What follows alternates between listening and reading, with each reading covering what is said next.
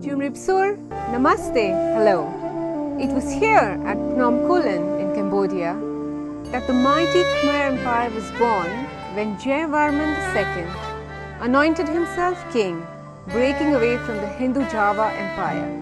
In this series, we will see how the Indic influence was absorbed and adopted into the local culture and is still a pivot point around which the Cambodian culture and life revolve.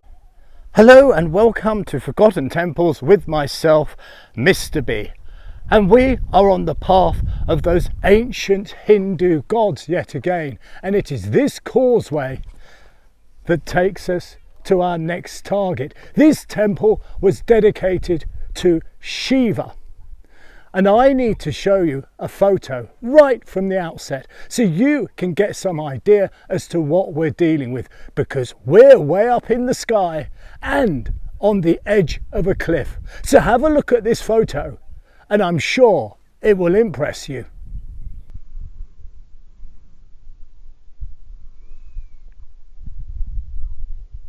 Where I am is preah Vihear. It is one of the most stunning sites of its kind, not only in Cambodia but in the world. Now, not many people come here, and there's a good reason for this. Of course, Cambodia suffered from the terrible civil war, and to the right and the left of me, I've been warned that the land here is still very heavily landmined.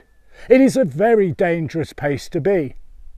And last night, just before I left, a story hit the media, and that was the unfortunate death of 3 people due to an incident with a landmine. They were trying to demine it. That is how serious this location is. But my goodness, its beauty is quite simply staggering. Now here is something I've never done on one of these videos before, because that first shot was looking up the pathway that brings you in. Behind you is the temple. So I've come from the pathway at the front through the temple to the very back, because I want you to appreciate how high up this temple is, and then you will get a better understanding as to how much engineering, sweat, labour and devotion went into building it. And to show you that, all I need to do is go through that crack in the rock, because through there you can see for miles. And here is that crack in the rock. And we mustn't forget, this was a military position for oh so long. So we know that live rounds would have been fired through here and outward in the name of, shall we say, dominance. But as we step through, we see majesty, because have a look at that view. It literally stretches on and on as far as the eye can see. And it is from up here that the gods once dwelled. And if you want another echo of its previous military life, you don't have to look far, because right here are sandbags.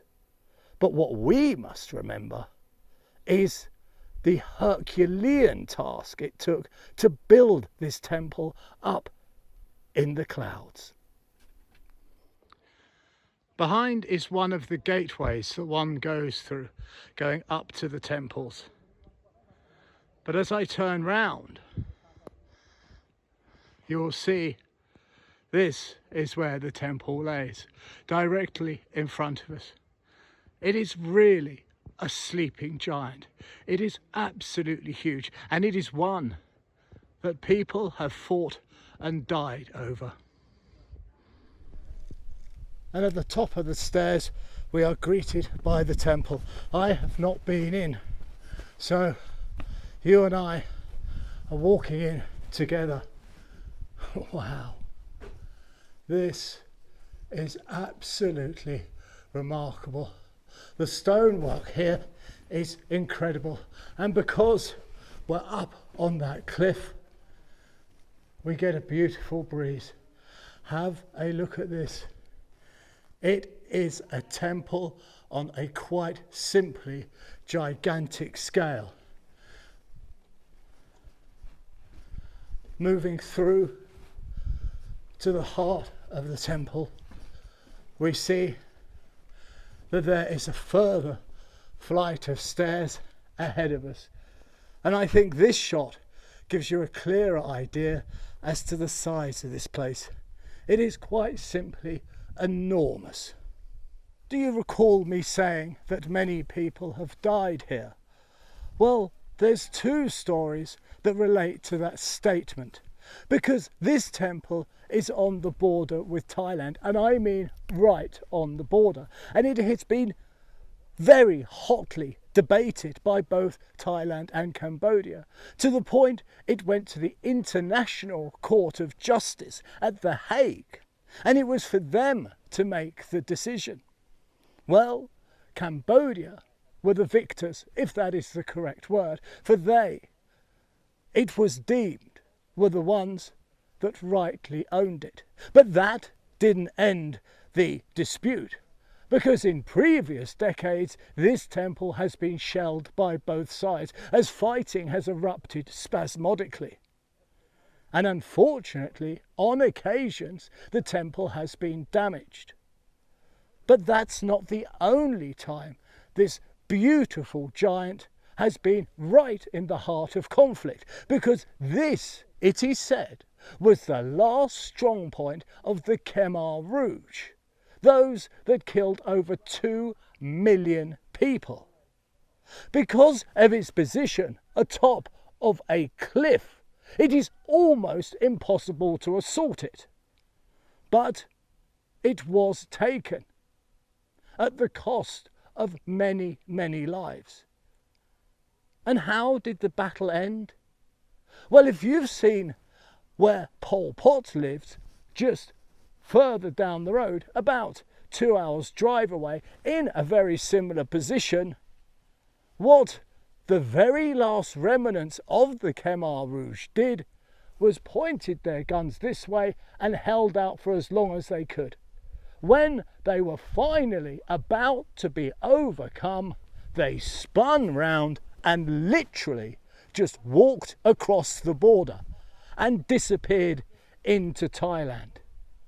It must have been a very bitter victory for those troops that had spent so long and fought so hard to reclaim this incredible site. Temples on occasions can be particularly challenging. And it's not just with the potential threat of death from landmines, especially in areas such as this. It is the journey of getting to these wonders that is often a very difficult path to follow. But there's also the challenge to myself, which is to try and get this onto tape so that you can appreciate it, because I am duty bound to do these gods their fair justice. And often I come across temples that are so small they're very difficult to convey, but this one is completely different. It is its enormity that makes it so challenging. It was built in the form of Mount Meru, where the Hindu gods dwell. And that shot I just took of myself speaking of the lives lost is just over there. Where we came in is through that doorway down there. Now what I need to do is run away from you, because only then you can get a true idea as to how big this single courtyard is and how much effort it took to get this stone up here. Do not forget that shot I took from the top of the cliff at the front end of this video. All this stuff had to be hauled up here with the strength of purely men and the assistance of elephants. It is a staggering feat. But now it's time for me to run away, so you can get a better view as to how big it is. And where I'm aiming is for that doorway, which is on that bit of causeway there. So watch me go. It is only a matter of feet before my microphone cuts out. But do watch me, because this is important. Look how small I already have become. In many ways, I literally disappear. I become insignificant. And that's the whole point. You are to be overawed by not only the temple, but by the God itself that resides there. You can probably not see me, so let's now zoom in. And there I am, waving my arms, almost invisible. So from that last shot, it was up there, and I ran down here, all the way to this doorway right here. And behind us is the causeway that takes us through to the inner sanctum. And here are the steps that those ancient pilgrims walked for so many centuries. And here is that causeway heading towards the inner sanctum, the sanctum sanctorum, the whole point of the temple.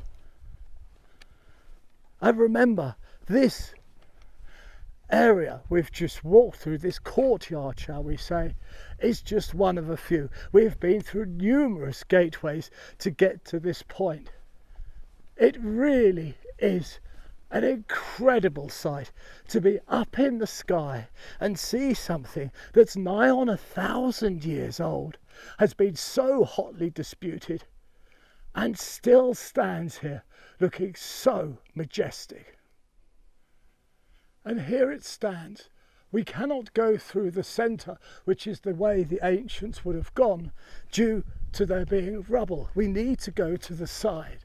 And here, with the sun glistening behind him, is a mighty lion, still guarding as a sentry all these years later. And as we move up, we go through yet another doorway festooned with lichen, and this lichen always gives it a sort of prehistoric or Neolithic feel. It sort of adds to the age, like a fine, katina.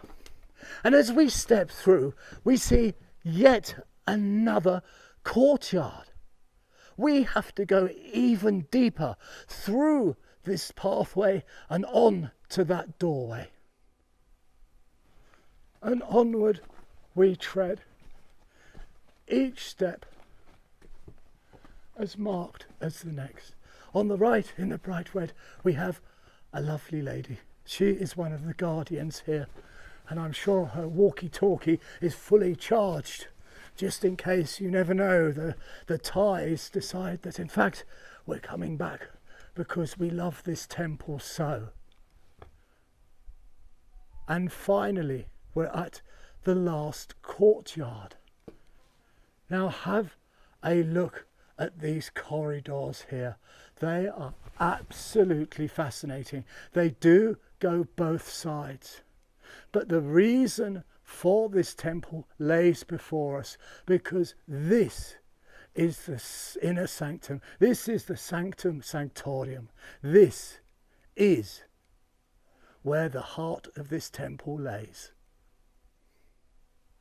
So after what has been an epic journey, these are the last few steps to take me to the very centre of this little stone universe. It is absolutely incredible. I have of course removed my shoes and my hat out of respect. And as we move forward, on the left we have a guard, but on the right we have a monk, Suksabai. But what really surprises me is what's on the altar. Because have a look at this.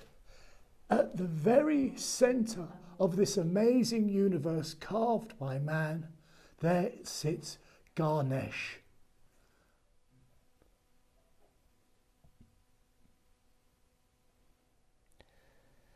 It has truly been an incredible day. I mean, I came here to visit this wondrous temple that's nigh on 1,000 years old.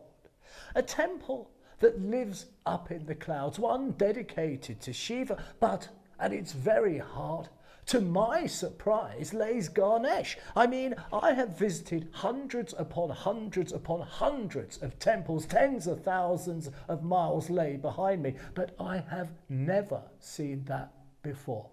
And if all this isn't enough, we have the grandiose of it all. I mean, look at this corridor over my shoulder. It could belong in the Vatican, or maybe at the Palace of Versailles. It is a thing of beauty all by itself. I very much hope that you've enjoyed this temple and that I have done it justice. And if you have, then I have a request for you. If you would be so kind, please leave a comment in the comment section below, because these videos are sponsored by the Embassy of India. And if you like these videos and you comment and let us know, then they may commission myself to do some more, so you and me can trip off and have adventures like this in far-off mystical lands yet again. It only remains now for me to wish you, as always, absolutely nothing but the very best. You take good care.